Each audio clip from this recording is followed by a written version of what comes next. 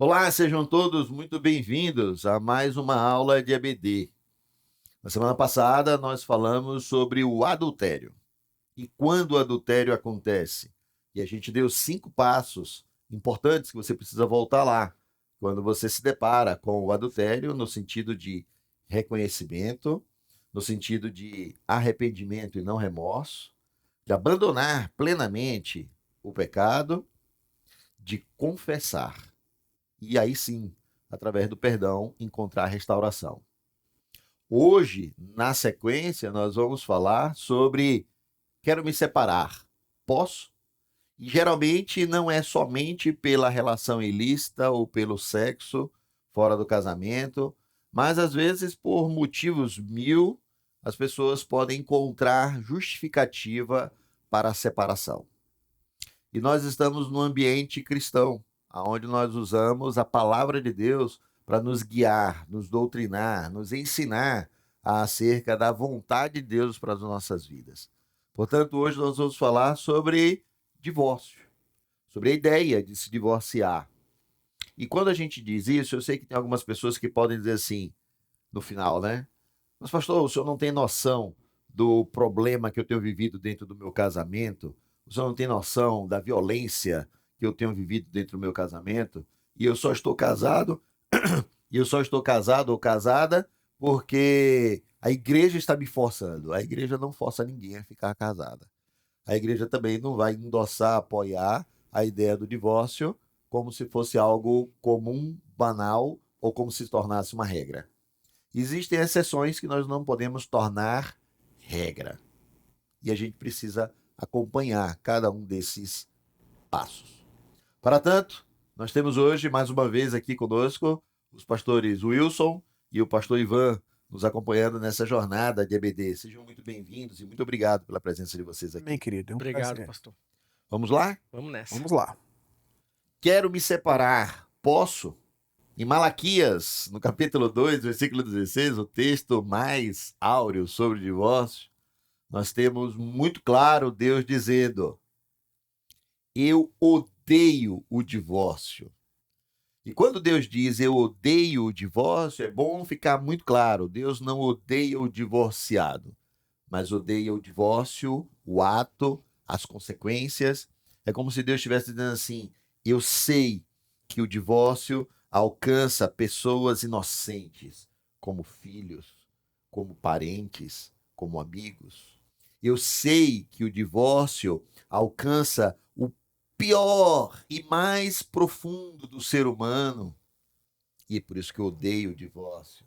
Eu odeio o divórcio porque o divórcio promove a ideia das mentiras, existe a ideia de apontar, de acusar, e tantas questões que são envolvidas principalmente, ou promovidas principalmente, pela dureza do vosso coração.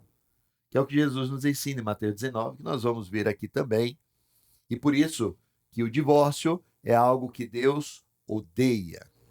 Em 1 Coríntios, Paulo nos ensina dizendo: aos casados ordeno, não eu, mas o Senhor, que a mulher não se separe do marido, mas se ela se separar, que não se case de novo, ou que se reconcilie com o seu marido, e o marido não se divorcie da sua esposa, e se quiser casar de novo, se reconcilie com ela.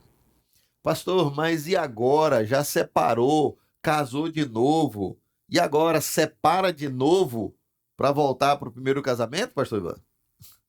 Meu querido, eu queria primeiro agradecer a presença de estar aqui mais uma vez. Mas a palavra de Deus ela é muito clara. E Jesus me, me alerta sobre o que significa ser discípulo dele. Ele diz assim: se a minha palavra permanecer em vós, verdadeiramente saberão que sois meus discípulos. Há um princípio muito importante nisso, que é de obediência à vontade de Deus.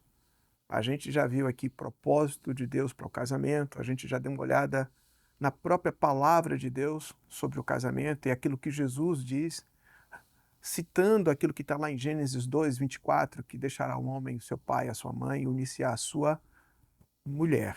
Então há um princípio.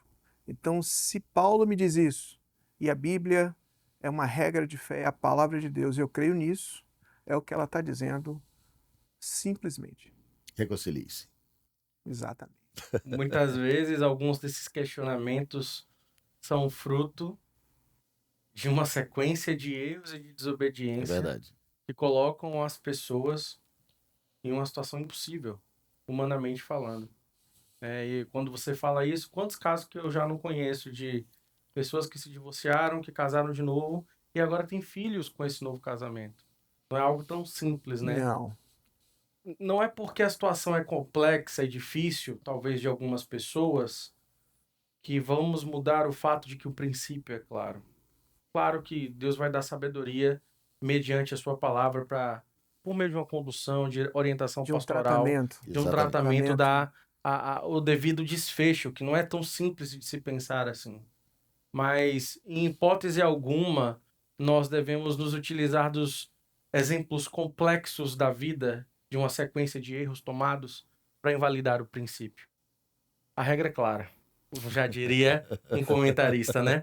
Então, a palavra de Deus ela é muito enfática, né? Paulo ali, inspirado pelo Espírito, ele é muito assertivo e direto, não dando margem. E eu volto a repetir, como a gente mencionou no encontro passado, tudo isso, uma tentativa de mostrar a corações às vezes obstinados que o casamento é feito pelo Senhor e é para a glória do Senhor. E É ele se verdade. alegra naqueles que se tornam um. E não se deve zombar dessa instituição, não se deve zombar desse lugar, não se deve se tratar de qualquer maneira aquilo que Deus criou para ser poderoso e belo, representativo, que é comparado até à vida da igreja. É verdade.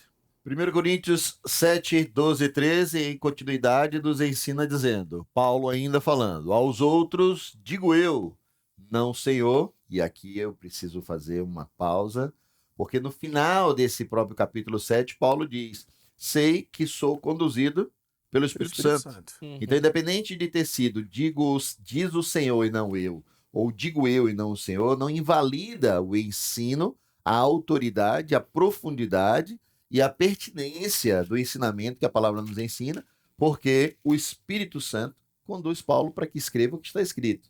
Então, quando Paulo diz, aos outros digo eu, não o Senhor, com a mesma autoridade do próprio Cristo falando, se algum irmão estiver casado com uma mulher não crente e esta concorda em morar com ele, não se divorcie dela. E se uma mulher estiver casada com um homem não crente e este concorda em viver com ela, que ela não se divorcie do marido. E aqui é muito clara a ideia do seguinte: muita gente tem sofrido muito na igreja porque, de algum modo, hoje, casado ou casada com alguém que não é crente, procura subterfúgios para poder separar, procurando justificativa.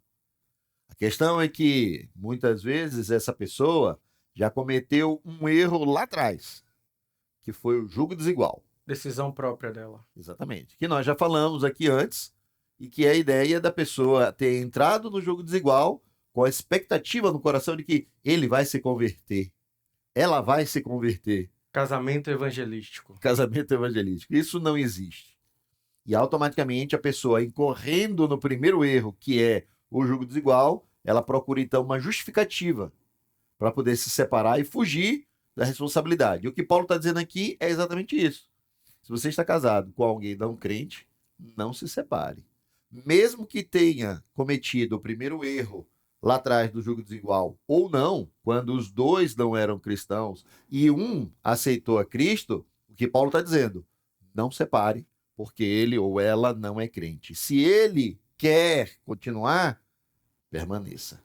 E ele continua, né, dizendo do propósito que existe também nessa relação onde o marido não crente é santificado no convívio da esposa Isso. e a esposa não crente é santificada no convívio do marido crente. Uma vez sendo marido e mulher, nós somos chamados para dar exemplo de Cristo dentro do nosso lar, inclusive com os nossos cônjuges, sendo eles cristãos ou não. Perfeito.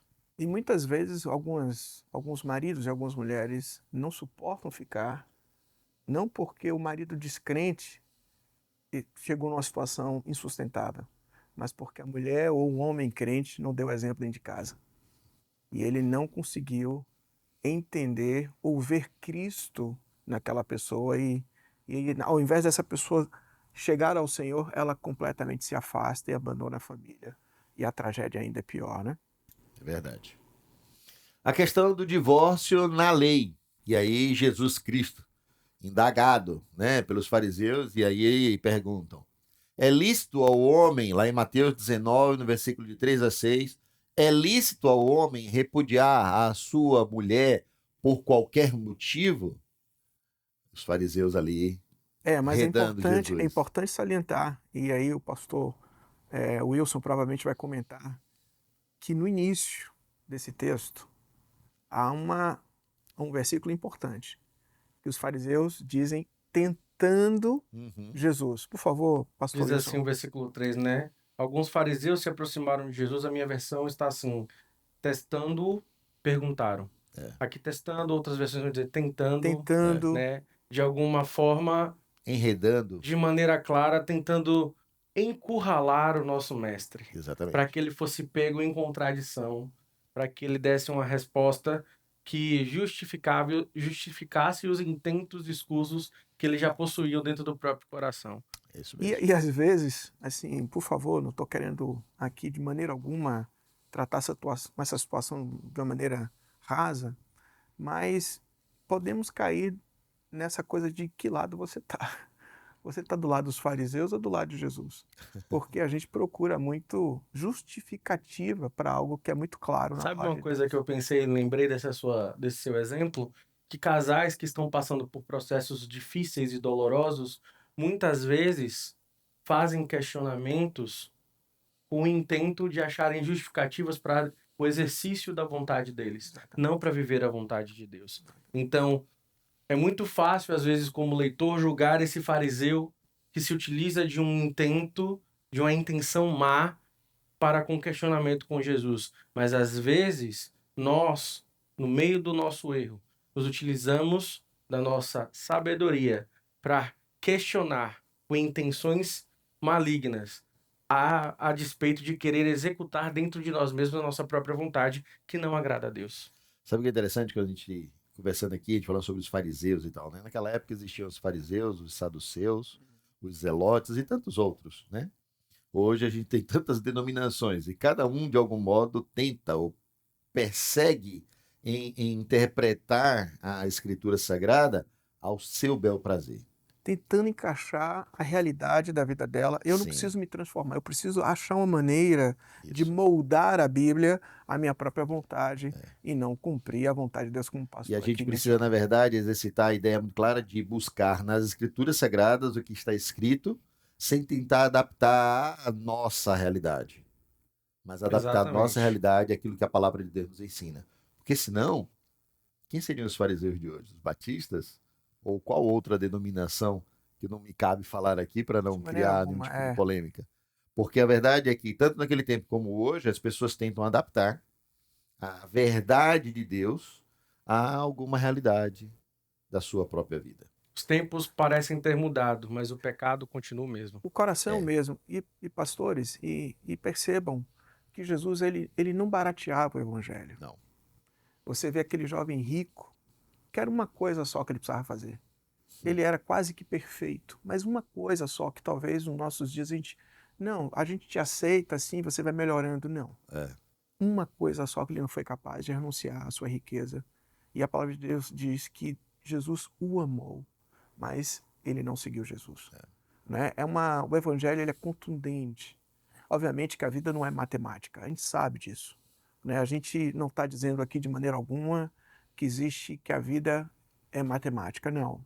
A gente trata casos todos os dias nos nossos gabinetes, a gente ama essas pessoas, a gente, por demais, fica sentindo a dor delas, porque são situações sérias, graves, a vida das pessoas, elas importam, nós nos preocupamos com ela. Mas, ao mesmo tempo, a gente precisa colocar para essas pessoas que há uma vontade de Deus que é soberana, que é boa, perfeita e agradável, e que para experimentar é necessária essa mudança de rumo, essa mudança de perspectiva e de mente. Ainda continuando, Jesus, indagado, é lícito ao homem repudiar a sua mulher por qualquer motivo? Jesus então respondeu: vocês não leram que o Criador desde o princípio os fez homem e mulher e disse: por isso o homem deixará o seu pai e a sua mãe, se unirá à sua mulher, tornando-se os dois uma só carne, de modo que já não são mais dois, porém uma só carne. Portanto, que ninguém separe o que Deus ajuntou. Pastor, e aí é importante que a resposta de Jesus é para aquela primeira pergunta. Qual foi a pergunta? É lícito que o homem repudie a sua mulher por qualquer motivo? Aí está a resposta de Jesus. Porque podemos cair de achar que a resposta vem depois. Não, olha, aqui eu quero abrir uma exceção. Não, a resposta de Jesus é que não pode, porque o que Deus uniu não separe o homem. Eu estudando um livro de comentário bíblico do Hernandes Dias Lopes, ele falando sobre Malaquias 2,16, sobre Deus odeia o divórcio, trazendo à tona exatamente esse texto de Gênesis 2,24, o motivo, o propósito do casamento. E aí ele diz que o casamento ele é hétero, um homem e uma mulher, ele é monogâmico, um homem, uma mulher, ele é monossomático, no sentido de que os dois se juntam e se tornam uma só carne para se juntar, se unir, somar, mutualidade. E aí ele completa dizendo que o próprio texto nos ensina que é indissolúvel. O casamento é indissolúvel aos olhos do Senhor. E por isso que Deus odeia quando alguém tenta dissolver algo que ele disse que seria indissolúvel. Perfeito. Quando eu olho para a vida de Jó, e que Deus tem um encontro, um particular com Jó na sua vida financeira, ele tem um particular com Jó quando toca nos seus filhos, nos seus bens, quando ele toca na sua saúde, e no final Deus restaura todas as coisas para Jó, em dobro.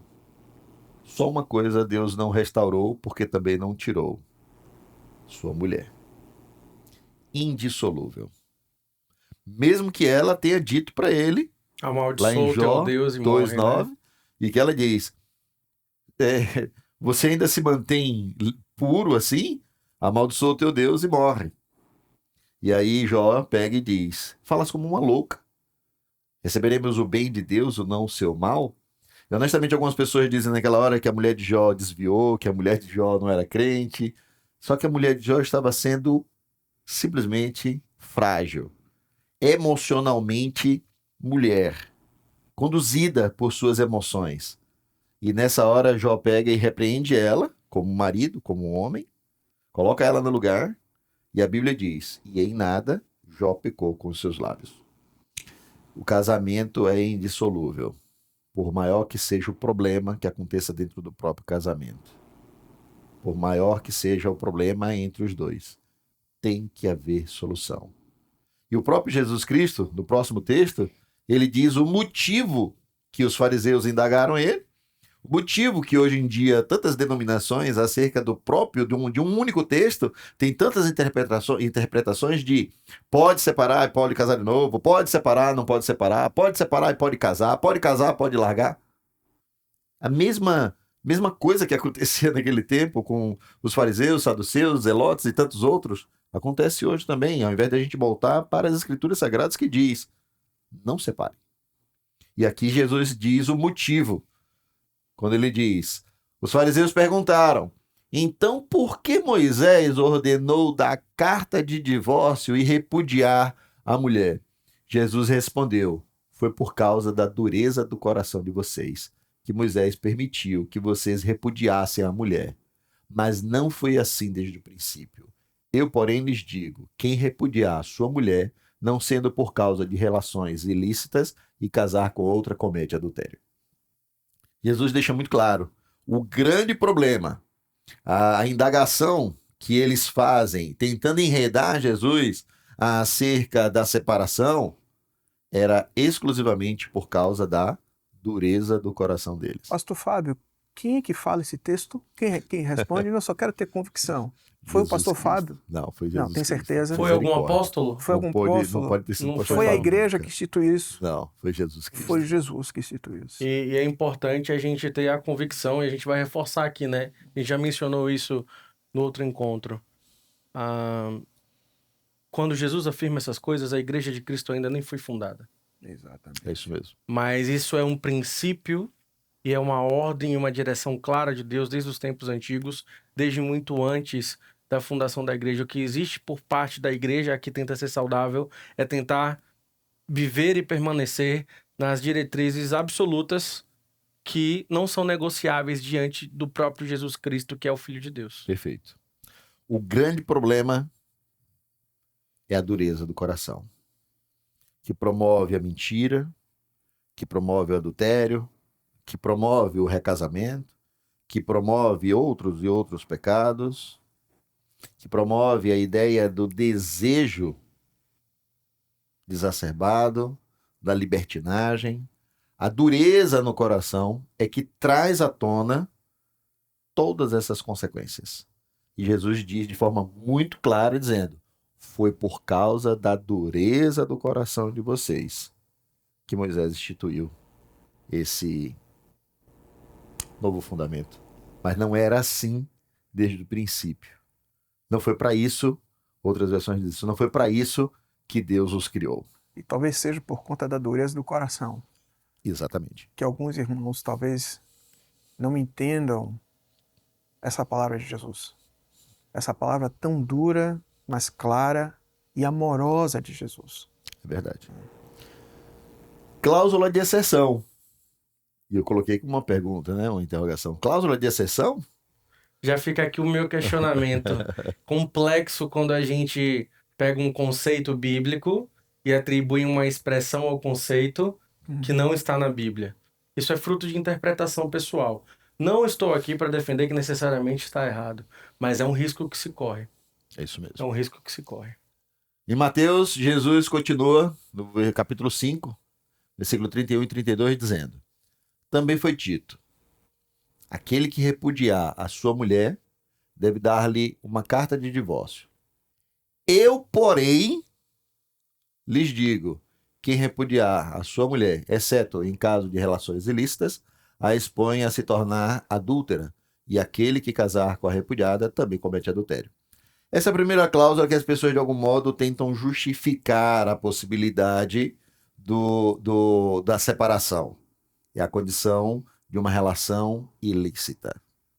Porém, o próprio Jesus Cristo, no versículo 6, que nós lemos anteriormente, ele ensina dizendo, foi por causa da dureza do vosso coração. Quando a gente chega nesse texto, que é anterior a ele ter dado o ensinamento sobre a dureza no coração, a gente, de algum modo, pega esse texto separadamente, saca ele, e aí a gente justifica dizendo assim, tá vendo? Eu fui adulterado, e houve relação ilícita, então tá aqui, eu posso me separar. Porém, Jesus, em continuidade, no capítulo 6, um capítulo depois, ele diz, o problema é a dureza do vosso coração. Isso quer dizer que a pessoa, então, está liberada para poder separar? Eu não diria que estaria liberada para casar de novo. Eu diria que a pessoa tem liberdade de poder escolher o divórcio. Mas nesse texto não está falando sobre casar de novo. E a gente vai falar sobre isso na próxima aula. Próxima cláusula de exceção, como uma interrogação, entre aspas, né? Quando Paulo fala em 1 Coríntios, no capítulo 7, versículo 15 e 16, que diz, mas se o não crente quiser separar-se, que se separe.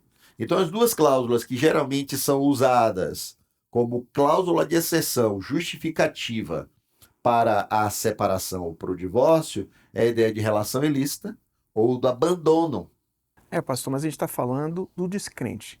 Eu não posso chegar para um descrente e falar assim, olha, não é propósito de Deus para a sua vida. Ele não vai entender, porque aquilo que é espiritual, eu só posso discernir de maneira espiritualmente. Então, o que Paulo está dizendo é que não tem como você convencer uma pessoa que não tem esse princípio. Exatamente. Mas isso não parte de você. Ele está dizendo se o não crente for embora. Perfeito. Então, essa é uma direção para crentes que sofrem o abandono de não crentes, Exato. Então, não crentes que querem abandonar alguém. Exatamente. Cuidado, porque nós usamos, às vezes, equivocadamente, textos sacados, textos que são retirados do seu contexto, textos como pretextos, para poder justificar a dureza do nosso coração. Na próxima aula, nós vamos falar sobre quero casar novamente. Na semana passada, nós falamos sobre adultério. Hoje, nós falamos sobre o divórcio. Na próxima semana, nós vamos falar sobre quero casar novamente. Posso? É importante que você saiba, meu irmão, minha irmã, nós não estamos tentando impor nenhuma regra ou nenhuma autoridade autoritária ou algum tipo de peso sobre a sua vida se você está vivendo um casamento que não tem agradado a Deus ou que você tem vivido algum tipo de violência. Procure um líder, procure um dos pastores, procure um líder do seu grupo familiar, procure conselhos que vão direcionar você acerca da palavra de Deus. Tenho muita certeza no meu coração de que grande parte, 100% dos problemas, muitas vezes podem ser sanados quando nós não permitimos que a dureza do nosso coração tome uma proporção desmedida. Portanto, você não tem autorização para se separar se você é crente no Senhor. Você tem autorização para buscar conselho, para buscar reconciliação, para buscar conserto, para buscar ajustes.